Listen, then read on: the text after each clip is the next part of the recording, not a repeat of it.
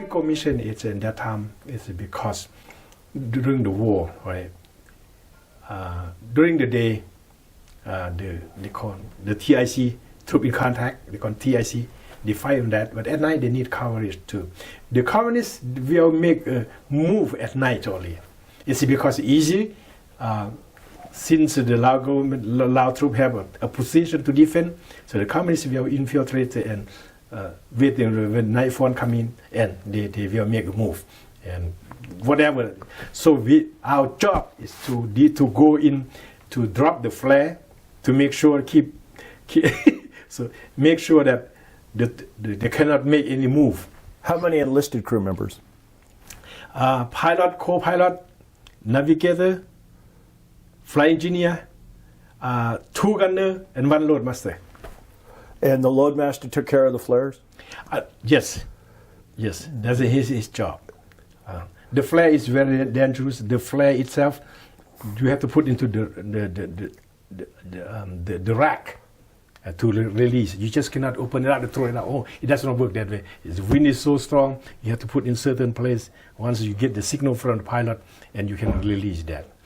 That flare alone, once you make a mistake, you cannot. You have to use a special fire extinguisher to stop it, and otherwise, if you burn, once it burns, this cable, control cable, flying control cable down there, Windows cable snap or just you are in big trouble. Yeah. And also at night we fly along the Ho Chi Minh Trail. We drop the flare back and forth. It's a long mission, 6 hours, 4 hours a night until you find somebody.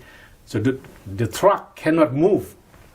Sometimes the American coming in, the Spectre coming in, and we stay away from that. Let the American, the Spectre, do the night mission and shoot and destroy all of those traffic, all of those vehicles, all those supply, and we step in. It's kind of a coordinated mission at night. So what percentage do you think of your missions were going out to the Ho Chi Minh Trail versus supporting bases that were under attack? How would you divide that? For the Ho Chi Minh Trail mission, not very much, because mainly carried out by the American Air Force. By the American, during the day, it's come from not Air Force, from Navy, from Marine, from the Air Force too. At night, it was carried out by the gunship, called Stinger.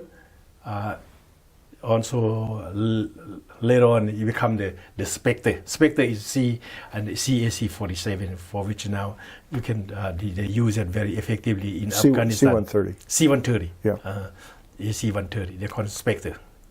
Ho Chi Minh, the Ho Chi Minh Trail is heavily defended by the North Vietnamese. So we, the Laotian Air Force, do not get in a much mission. Is because we cannot. I believe we cannot fly very high. Spectre is different, and the C-119 is different. They can fly higher.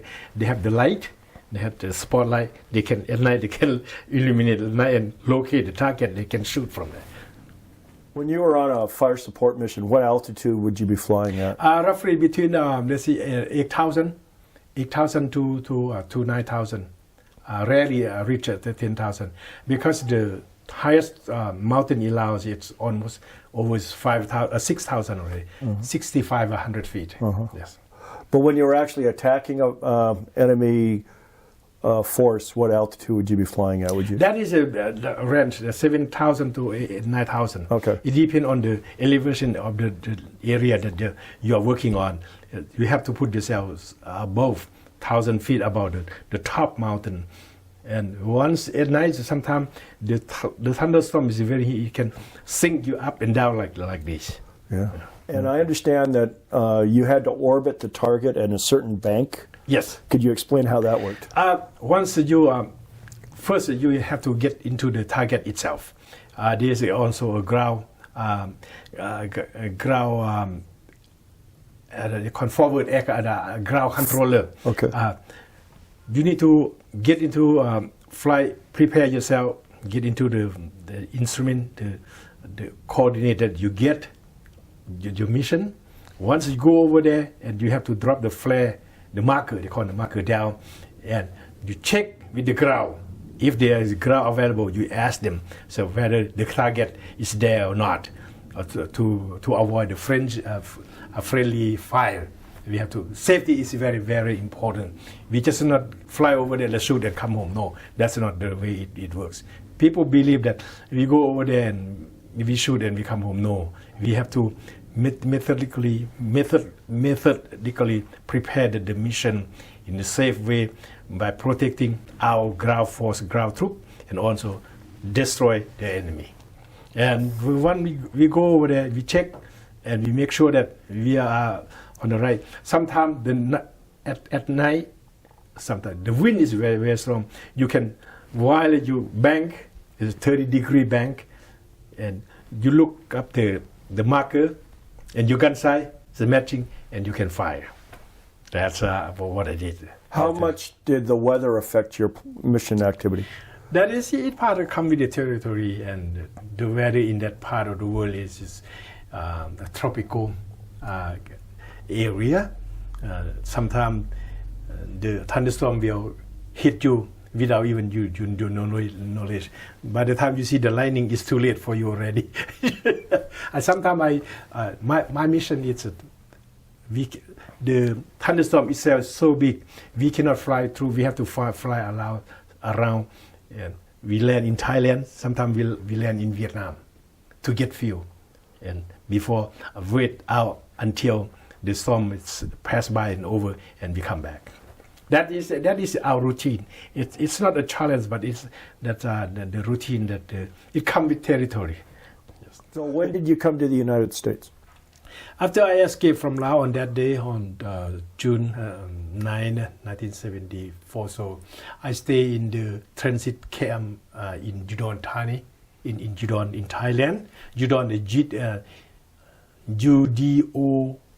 UDORN. It's a big U.S. Air Force base, and waiting for United Nations and refugee to accept us as a refugee. There are many steps. Now you said accept us. Do you have your family with you? Yes. How did you get your family out? Later on, after that, my family know that I already escaped, and my family have a family on the Thai side. The 1st of October 1979, I started as the interpreter. From the 1st October 1979 up until 2015, May 1st, 2015, I retired from the state of Oregon, working in different areas. Yeah, sure. Once you get into the system, you know how I grew up.